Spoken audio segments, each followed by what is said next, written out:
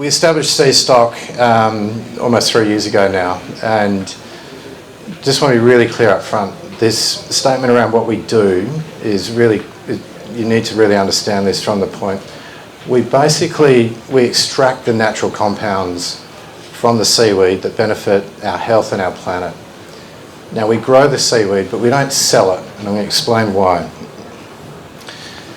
But the key themes that we're working on here is around what's happening to our planet and the climate problem. And it's been pretty widely sort of reported that livestock emissions are accounting for about 15% of global greenhouse gas emissions going forward. Methane that the cows burp out into the environment is 28 or 30 times more sort of impacting than carbon dioxide. So it's a huge problem that needs to be addressed. The third key theme here is that the governments around the world are already starting to mandate low emission or emission reduction supply chains as well, but they're also trying to push clean label products. And the clean label products is a key area of focus for us as well as the methane reduction going forward. Now, the problem is not going away. Global population is continuing to rise, and so is the demand for good quality meat and beef that we all enjoy here, and as other countries start to develop in their economies, they're going to want to have the same luxuries that we have as well, which is going to put more emissions into the environment. So these themes aren't going away, and this is where we've positioned SeaStock as we go forward. So our solution is basically feeding the cows natural bromoform, which is the science that CSRIO have done for the last 10 years to prove up the efficiency or the efficacy of the use. But this graph here basically highlights our growth phase in volume, so how many litres of production we can put into producing the bromoform, but also how many cows on feed per day. So if we roll out to 2034, our plans are to feed around 500,000 cows per annum, basically. And that's working on 160 milligrams of bromoform per cow per day. Now, a cow would burp out around 100 kilos of methane per annum. So it's, maybe a little bit less than me every year. But basically, the bromoform that they're consuming reduces their methane around 90%. And there's numbers in the market that's at 98, and there's some down at 50 and so on, but it does depend on which breed of cow, what production system it's in, whether it's in dairy or wagyu or 90 or 100-day fed animals. But the science is proven, and more science needs to be done around developing better application methods going forward. So SeaStock today, and Dorsey alluded that we've sort of closed out our initial seed raise of 1.8 million, and thanks for the supporters in the room that are already shareholders as well. We are now entering into what we call a strategic round, so we're looking for a strategic partner to come in to help fund our growth phase, which is a 5 million injection, which will get us through our stage 1, 2 and 3 commercial plants. We talk about strategic partners, so we are talking to, at the moment, large global ag companies, so whether they're in beef, dairy or other parts of the ag supply chain. These companies are basically zooming in on people like ourselves at the moment to see how they can get either guaranteed access to the bromoform or some of the other compounds that we're looking at extracting out of the seaweed as well. So our revenue model, and this is the first time we've really explained this publicly. So if I go back to the position again of where we are in the market, we're extracting natural compounds from seaweed.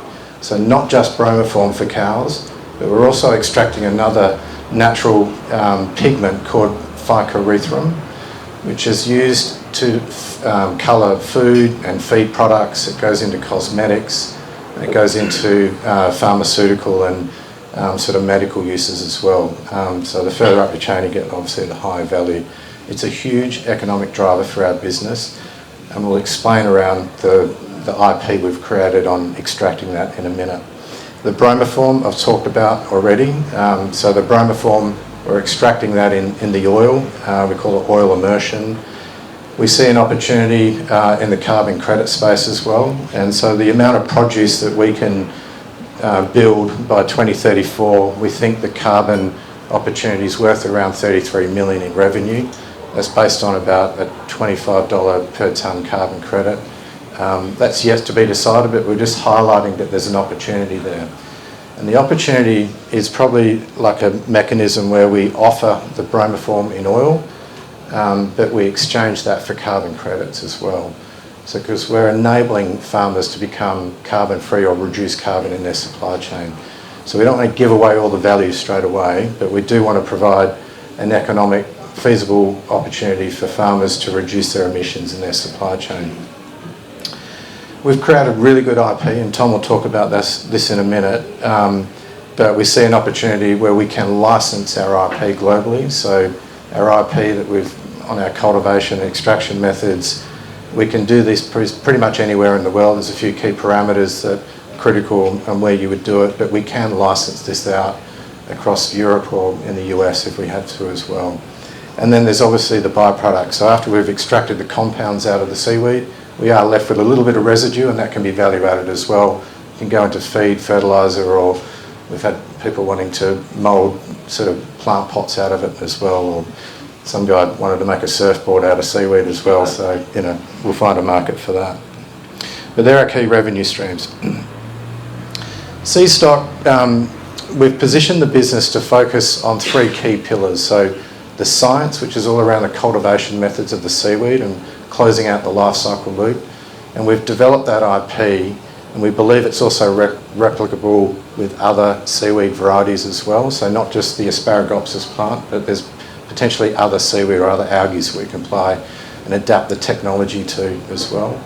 But the science is critical, and that's what we invested all our money in at the beginning, was to get the hard science around how to produce the seaweed in a land-based system or even offshore. But we're kind of more focused on land-based because that's where we can control the quality and get high yield as well. Developing products, so we talk about bromoform and phycoerythrum, and there's other compounds. There's actually 60 compounds in this one seaweed that we're dealing with at the moment. But there's other compounds that we can extract and get value out of, and we're working on how to purify or concentrate these compounds up to get higher valued positions in certain markets for them as well. And then the commercial area, well, that's really around negotiating offtake and growing the business going forward. So from a strategic position point of view, we differentiate ourselves on our science, our products, and how we operate going forward. And that's basically our winning formula. I'm going to hand over to Tom because he makes it all happen and he knows the science back to front, so he'll run you through some of the IP. Well, that's too kind of him, to be honest. It's pretty easy being the CTO when they had the good foresight to invest the money in the science to begin with. They had some great partners who did some great work. So we have a couple of areas of IP. The first is in the actual growing of the Asparagopsis taxiformis itself. It starts with the seed, and this is where I'm lucky enough to see Tommy in his wet seed at Rot Nest. He goes in the water. I'm lucky enough to watch for the sharks, which I think is a much more important job. Hopefully as the weather gets a bit warmer, he gets his budgie smugglers out and I get to see a bit more of that, but that remains to be seen. We start off with a gametophyte, which is this, and there's tiny little seeds here of the carpus spores. We have IP on how to induce these carpus spores, so I think there's about 8 or 9 other licensees of the CSRIO spin-off, the Future Feed technology, which is feeding Asparagopsis taxiformis to the cows to reduce the methane. We're the only one in the world that can actually induce these little carpus spores, and that gives us the little carpus sporophytes, which then grow into these tetrasporophytes. This is actually a gametophyte. Sorry, can you hear me up the back there? Sorry, guys. I'm not used to wearing a shirt with a collar, so I feel a little bit nervous, to be honest. This is actually a little gametophyte in here, and this is a tetrasporophyte. This sort of, it looks like these are cells with tiny little nucleuses in them. That's actually a little sac full of the bromoform, which is the bioactive that we feed to the cows to reduce the methane. The tetrasporophytes are much more resilient to temperature changes, fluctuations in their sort of environment than the gametophytes, which are much more delicate. They actually have more of the bioactive compounds that we want to get out of them as well. So we're really focusing on this, and we're focusing on onshore because we can control all the environment, we control the inputs, we can control the circumstances that they live in, which in turn gives us the outputs that we want. This is an example of a bioreactor that we were using over east. We've got much larger ones of these now.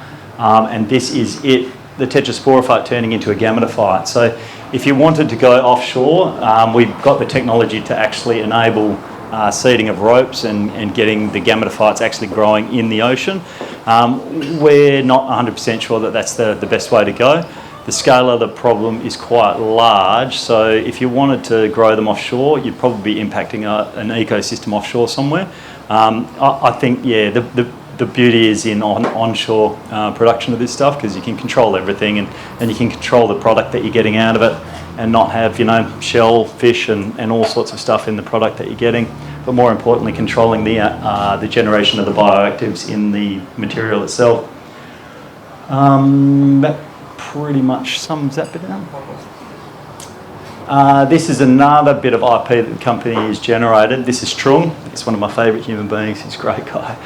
But this is basically about how we extract the bromoform from the biomass itself.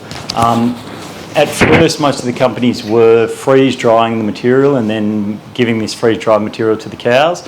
There was slight issues with the flavour of the material into the cows, but most importantly, the active material in there, the bromoform, was reduced by about 30% when you first freeze-dried it, and then ongoing it was reduced more and more and more just by the fact that the bromoform is a volatile compound, so it evaporates, goes up into the air. So there was a bit of work done around immersing it in oil, so it could be any edible oil. We use canola oil, and it actually, it's inexplicable, but it actually increases its concentration in the oil after a couple of months, which no one can explain, but the science has been done about 3 or 4 times, and everyone's got this same inexplicable data. So it doesn't drop down, it actually comes up, which doesn't make any sense, but there it is. We've found a way. Everyone else in the world is actually soaking the biomass in the oil, and when you pull the oil out of the biomass, or the biomass out of the oil, the biomass still contains about 20% of that oil that you've put into that process. So you're losing 20% of the stuff that you're taking out to begin with, but you're also left with this oily mess of biomass at the end of it, which is not very good because it basically just goes into landfill. We've got a method that pulls the bromoform out of the biomass using an aqueous solution, and then the bromoform doesn't like the water, so it evaporates to the top, where we capture it in the oil, and in this way we can concentrate the bromoform to quite substantial concentrations within the oil, which means you'd probably send a 20-litre drum out to a farm instead of a huge amount of large tanks for them to mix into their feed and feed it to the cows. The benefit is also that we get the phycoerythrin and the bromoform out of the same process, and we don't reduce the bromoform or the phycoerythrin as you would if you used another process. You'd actually get less out of it. So it's kind of a win-win. We get more bromoform, we get more phycoerythrin, but we also get both of them with the patented technology that we've developed. It's a fantastic bit of data. Thanks, mate.